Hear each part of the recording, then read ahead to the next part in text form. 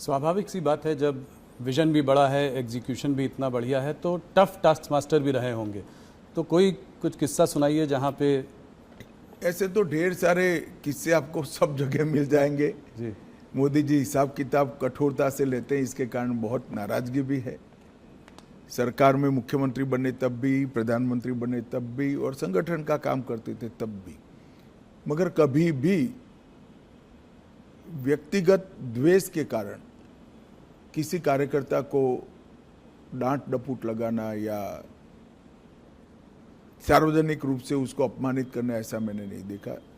डांटने का या टोकने का जो भी कारण था, उसमें सूचिता थी, उसमें शिस्त थी और उसमें सिद्धांत था। सूचिता, शिस्त और सिद्धांत, तीनों चीजों के लिए ही कठोरता मैंने देखी है। मगर हाँ, एक प्रकार से अगर ब्रॉड एनालिसिस करना चाहेंगे तो कह सकते हैं वो बहुत टफ टास्क मास्टर है। आप कह रहे हैं आपने सबसे ज़्यादा उनके संग काम किया है, थोड़ा सा बताएं उनके आरएसएस का प्रभाव उनके ऊपर। आरएसएस के प्रचारक थे, कैसे उनको शेप किया आरएसएस की थिंकिंग ने? आरएसएस के संपर्क में जो भी आता है, संघ के संपर्क में आता है, उस पर संघ का प्रभाव निश्चित रूप से ही पड़े बगैर रह ही नहीं सकता।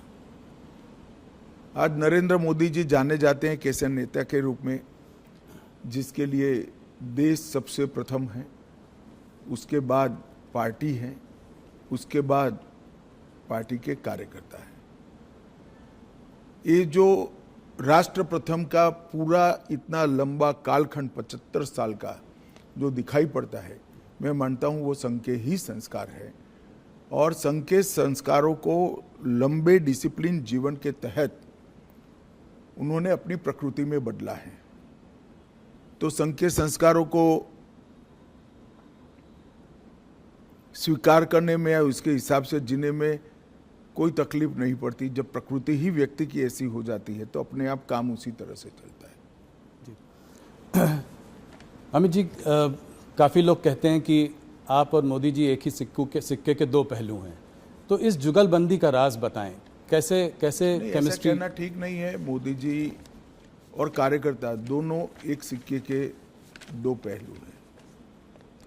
करोड़ों कार्यकर्ताओं के जीवन में उन्होंने रास्ता भी बताया है, कोई भटकता है तो उंगली भी पकड़ी है, कई लोगों के जीवन को नई ऊंचाइयां भी दी हैं, और हर कार्यकर्ता को पार्टी के सिद्धांतों के आधार पर जीने की आदत भी डाली है, क्योंकि वो स्वयं कार्यकर्ता हैं। उन्होंने प्रधानमंत्री बनने के बाद भी देश की इतनी बड़ी पुरानी, मतलब 80 साल की डेमोक्रेटिक लेगेसी में शायद ही कोई प्रधानमंत्री होगा जो पार्टी की बैठक में डायस पर से उठकर फ्रेश होने के लिए भी नहीं जाता होगा। 3 दिन की कार्यकारिणी है तो 3 दिन पूरा वो मंच पर आपको सजग अवस्था में पूरी कार्यवाही में ध्यान देते हुए दिखाई पड़ेंगे। वो बीच बीच में माइक लेकर टोकते भी हैं।